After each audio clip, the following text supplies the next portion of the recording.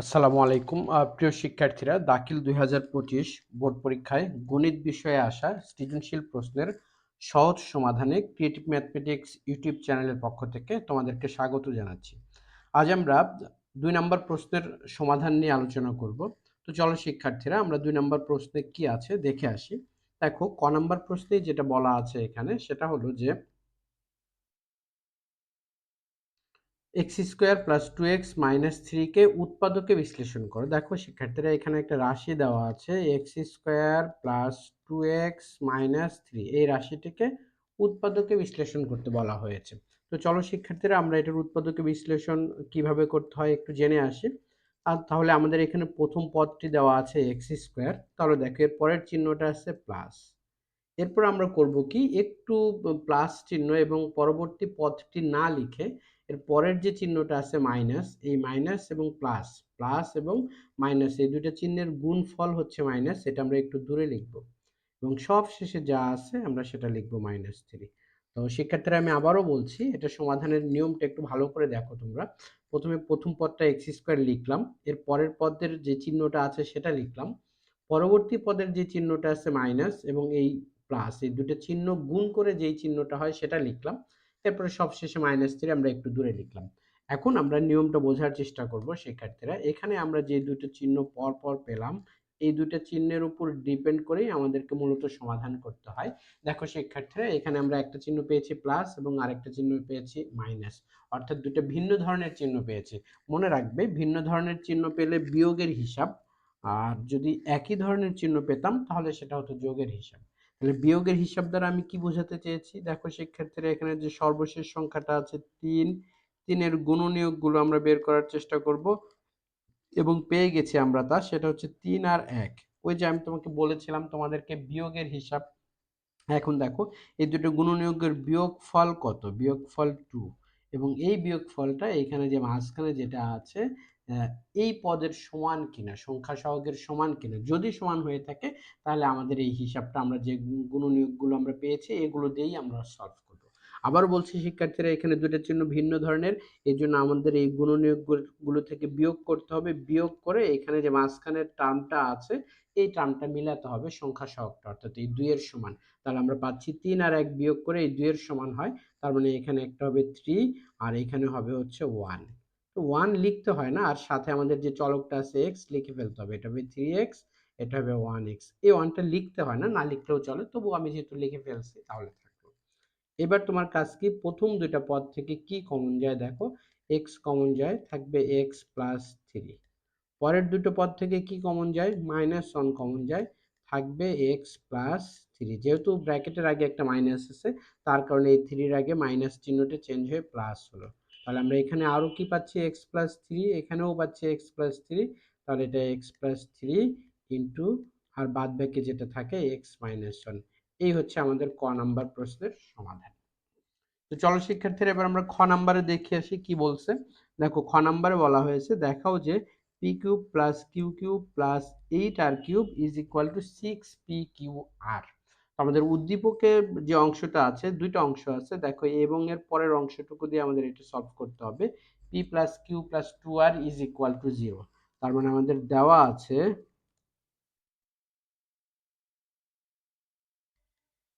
p plus Q plus 2r is equal to 0। আর আমাদের left side আমরা যেটা পাচ্ছি সেটা হলো P cube plus Q cube plus 8r cube. চলো শিক্ষার্থীরা, আমরা এটার সমাধানটা শুরু করে দিই, কিভাবে সলভ করা যায় আমরা একটু চিন্তা করি। তাহলে দেখো, P cube plus Q cube, এটার ফর্মুলা যেটা আমরা জানি সেটা হলো যে P plus Q whole cube -3pq into P plus Q, আর এরপরে যা আছে প্লাস 8r কিউব। তাহলে শিক্ষার্থীরা, আমাদের এখন মূলত পি প্লাস কিউ এর মান খুঁজে বের করতে হবে। আমরা উদ্দীপকে দেখতে পাচ্ছি, আমাদের উদ্দীপকে যেটা দেওয়া ছিল P plus Q plus 2r is equal to 0, ওখান থেকে যদি আমরা পি প্লাস কিউ এর মান নির্ণয় করার চেষ্টা করতাম তাহলে আমরা লিখতে পারতাম P plus Q is equal to -2r, অর্থাৎ এই পি প্লাস কিউ এর পরিবর্তে আমরা -2r ব্যবহার করতে পারবো। -2r whole cube -3pq into P plus Q এর মান হচ্ছে -2r, আর এই প্লাস হচ্ছে 8r কিউব। তো শিক্ষার্থীরা এবার একটু খেয়াল করো, মাইনাসের কিউব, মাইনাসের পাওয়ার বিজোড় থাকলে তাহলে সেই মাইনাসটা রেখে দিতে হয়, তার মানে মাইনাস থাকবে। 2 কিউব মানে হচ্ছে 8 আর কিউব, তার মানে এইটা আমাদের ক্যালকুলেশন করে আমরা পাচ্ছি -8r কিউব, -8r কিউব। এরপরে কি আছে আমাদের, এই মাইনাস এর যে পরবর্তী ব্র্যাকেটের ভিতরে মাইনাস, এই দুটো যদি গুণ করি, মাইনাসে মাইনাসে প্লাস, 3 আর 2 গুণ করলে 6 পি কিউ আর, তার মানে plus 6 P Q R, plus 6 P Q R.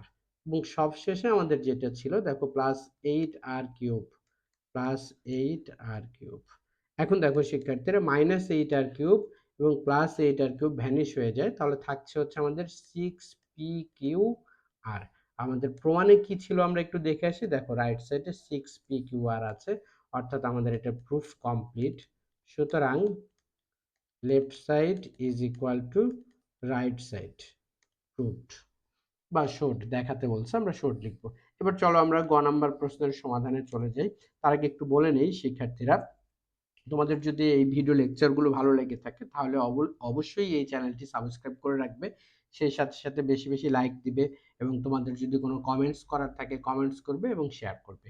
আর পাশাপাশি বলে রাখি, আমাদের এই ক্রিয়েটিভ ম্যাথমেটিক্স শুধু ইউটিউব চ্যানেল না, পাশাপাশি অনলাইন এবং অফলাইনেও আমি তোমাদের সহযোগিতা করার চেষ্টা করে থাকি। যারা রাজশাহীতে আছো তারা জানো যে কাদিরগঞ্জে আমাদের প্রথম শাখাটা আছে এবং দ্বিতীয় শাখাটা আছে এখানে আমচত্বর মহিলা মাদ্রাসার সামনে। তো তোমরা যারা অফলাইনে যদি রাজশাহীর কেউ থেকে থাকো, যদি এই গণিত বিষয়ের কোনো সহযোগিতার প্রয়োজন হয়, প্রাইভেট ব্যাচ বা কোচিং, তাহলে সরাসরি যোগাযোগ করতে পারো। আর যদি রাজশাহী সহ রাজশাহীর বাইরে যারা আছো সারা দেশ থেকে, অনলাইনেও চাইলে তোমরা সহযোগিতা নিতে পারো। তো চলো শিক্ষার্থীরা আমরা গ নাম্বার প্রশ্নের সমাধানে যাই। আমাদের গ নাম্বার প্রশ্ন বলছে এক্স স্কোয়ার প্লাস ওয়াই স্কোয়ারের মান নির্ণয় করো, এবং এটার জন্য আমাদেরকে উদ্দীপকের প্রথম অংশটুকু ব্যবহার করতে হবে। দেখো উদ্দীপকের প্রথম অংশে আমাদের কি কি দেওয়া আছে, দেওয়া আছে